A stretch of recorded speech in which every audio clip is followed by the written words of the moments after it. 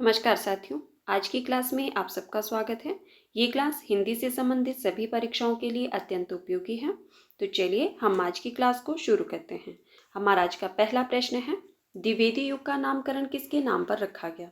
आपके पास ऑप्शंस में है आचार्य रामचंद्र शुक्ल, आचार्य हजारी प्रसाद द्विवेदी, आचार्य महावीर प्रसाद द्विवेदी या भारतेंदु हरिश्चंद्र। तो इसका सही उत्तर क्या होगा? सभी लोग अपना उत्तर कमेंट बॉक्स में अवश्य दें। बताइए, द्विवेदी युग का नामकरण किसके नाम पर रखा गया? बिल्कुल सही। जिन साथियों ने ऑप्शन नंबर 3 बताया है उनका उत्तर सही है। ठीक है, आचार्य महावीर प्रसाद द्विवेदी के नाम पर ही द्विवेदी युग का नामकरण किया गया है। द्विवेदी युग का समय क्या माना जाता है? द्विवेदी युग का समय 1900 ईस्वी से 1920 ईस्वी तक माना जाता है। ठीक है, 1900 ईस्वी से 1920 ईस्वी तक। हमारा अगला प्रश्न है, झोपड़ी से राजभवन किस विधा की रचना है? आपके पास ऑप्शंस में है उपन्यास, कहानी, आत्मकथा या जीवनी। तो इसका सही उत्तर क्या होगा?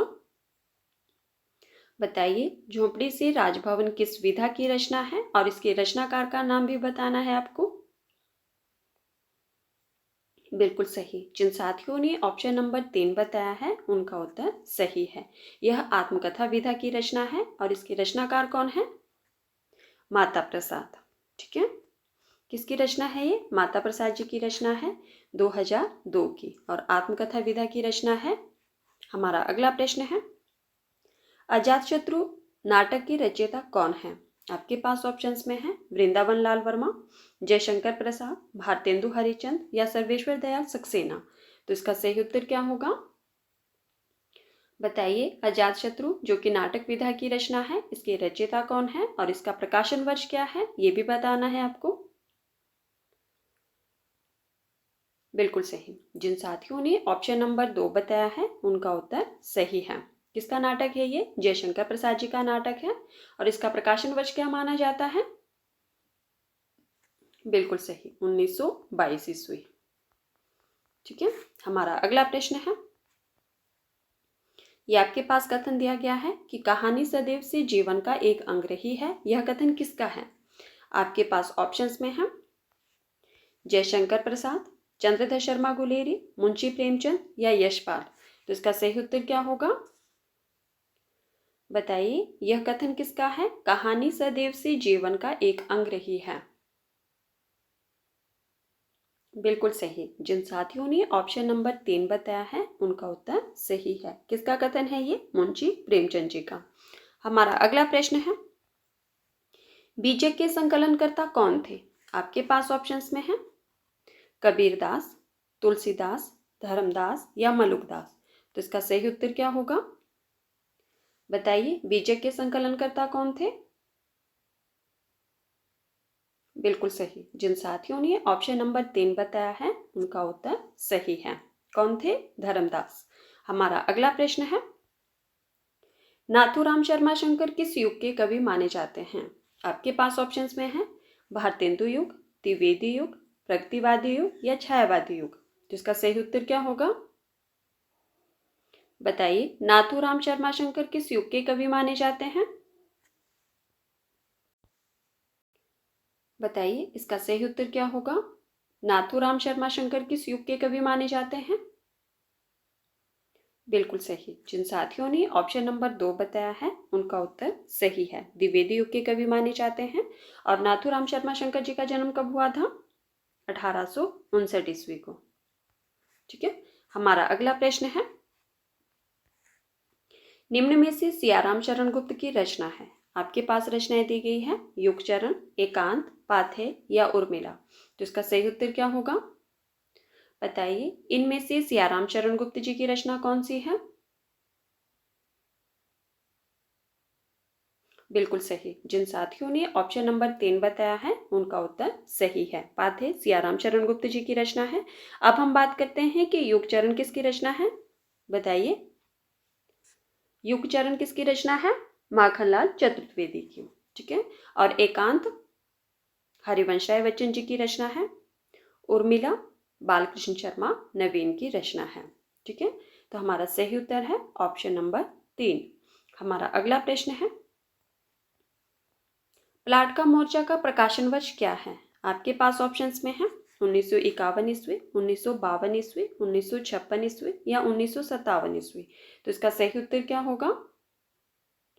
बताइए। प्लाट का मोर्चा का प्रकाशन वर्ष क्या है और इसके रचनाकार कौन है, उनका नाम भी बताना है आपको। बताइए, इसका सही उत्तर क्या होगा? बिल्कुल सही। जिन साथियों ने ऑप्शन नंबर 2 बताया है उनका उत्तर सही है। प्लाट का मोर्चा का प्रकाशन वर्ष है 1952 ईस्वी और इसके रचयिता कौन है? शमशेर बहादुर सिंह। ठीक है, किसकी रचना है ये? शमशेर बहादुर सिंह जी की रचना है ये 1952 ईस्वी की। हमारा अगला प्रश्न है, मैथिली बोली के लोकप्रिय कवि कौन माने जाते हैं? आपके पास ऑप्शंस में है तुलसीदास, हेमचंद, कबीरदास या विद्यापति। तो इसका सही उत्तर क्या होगा? बताइए। मैथिली बोली के लोकप्रिय कवि इनमें से कौन माने जाते हैं? बिल्कुल सही। जिन साथियों ने ऑप्शन नंबर 4 बताया है उनका उत्तर सही है। विद्यापति जी मैथिली बोली के लोकप्रिय कवि माने जाते हैं। आज का प्रश्न है आप लोगों के लिए, आपने बताना है कि विद्यापति जी की उस रचना का नाम बताना है जो इन्होंने मैथिली भाषा में लिखी है। ठीक है, विद्यापति जी की उस रचना का नाम बताना है जो इन्होंने मैथिली भाषा में लिखी है। ठीक है, सभी लोग अपना उत्तर कमेंट बॉक्स में अवश्य दें।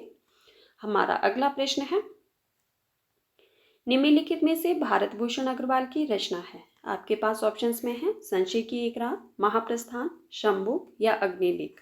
तो इसका सही उत्तर क्या होगा? बताइए। इनमें से भारत भूषण अग्रवाल जी की रचना कौन सी है? बिल्कुल सही। जिन साथियों ने ऑप्शन नंबर 4 बताया है उनका उत्तर सही है। अग्निलेख भारत भूषण अग्रवाल जी की रचना है। अब हम बात करते हैं कि संशय की एक रात, इसके रचयिता कौन है?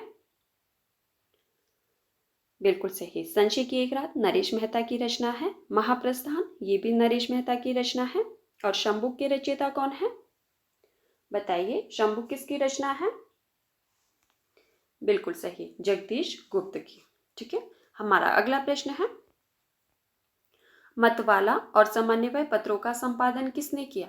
आपके पास ऑप्शंस में है सुमित्रा नंदन पंत, जयशंकर प्रसाद, सूर्यकांत त्रिपाठी निराला या मैथिली शरण गुप्त। तो इसका सही उत्तर क्या होगा?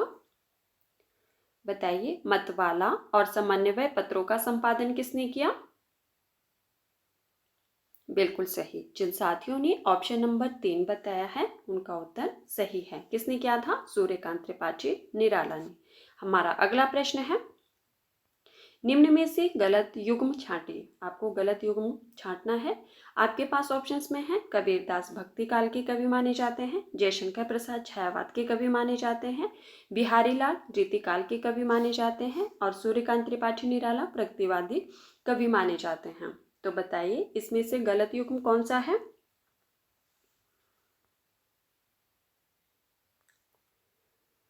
बिल्कुल सही। जिन साथियों ने ऑप्शन नंबर 4 बताया है उनका उत्तर सही है। सूर्यकांत त्रिपाठी निराला जो है वो प्रगतिवादी कवि नहीं माने जाते हैं। किस युग के कवि माने जाते हैं? बिल्कुल सही, छायावादी युग के कवि माने जाते हैं। तो हमारा सही उत्तर है ऑप्शन नंबर 4। हमारा अगला प्रश्न है, कालिदास के शकुंतला नाटक का खड़ी बोली में अनुवाद किसने किया? आपके पास ऑप्शंस में है लल्लू लाल, सदन मिश्र, राजा लक्ष्मण सिंह या रांघी राघव। तो इसका सही उत्तर क्या होगा? बताइए। कालिदास के शकुंतला नाटक का खड़ी बोली में अनुवाद किसने किया था? बिल्कुल सही। जिन साथियों ने ऑप्शन नंबर 3 बताया है उनका उत्तर सही है। किसने किया था? राजा लक्ष्मण सिंह ने। हमारा अगला प्रश्न है, लंदन की एक रात की रचनाकार कौन है? आपके पास ऑप्शंस में है मनु भंडारी, निर्मल वर्मा, जैनेन्द्र कुमार या रामवृक्ष बेनीपुरी। तो इसका सही उत्तर क्या होगा? बताइए। लंदन की एक रात के रचनाकार कौन है और किस विधा की रचना है ये भी बताना है आपको।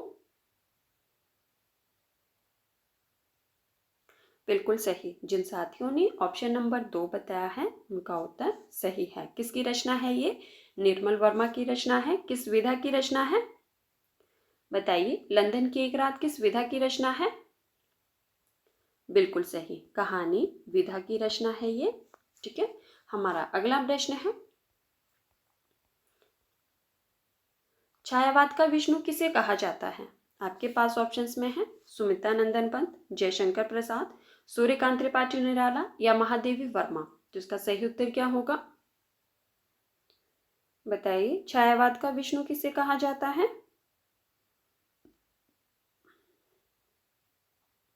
बिल्कुल सही। जिन साथियों ने ऑप्शन नंबर 1 बताया है उनका उत्तर सही है। छायावाद का विष्णु सुमित्रानंदन पंत जी को कहा जाता है। अब हम बात कर लेते हैं कि छायावाद का ब्रह्मा किसे कहा जाता है। बताइए, छायावाद का ब्रह्मा किसे कहा जाता है? जयशंकर प्रसाद को। बिल्कुल सही। और छायावाद का रुद्र किसे कहा जाता है? रुद्र या महेश, दोनों पूछा जाता है कई बार परीक्षा में। बिल्कुल सही। किसे कहा जाता है? सूर्यकांत त्रिपाठी निराला को क्या कहा जाता है? छायावाद का रुद्र और महेश भी कहा जाता है। ठीक है। और जयशंकर प्रसाद को क्या कहा जाता है? छायावाद का ब्रह्मा। और विष्णु कहा जाता है सुमित्रानंदन पंत को। और छायावाद जो महादेवी वर्मा है उन्हें क्या कहा जाता है? दुर्गा। ठीक है।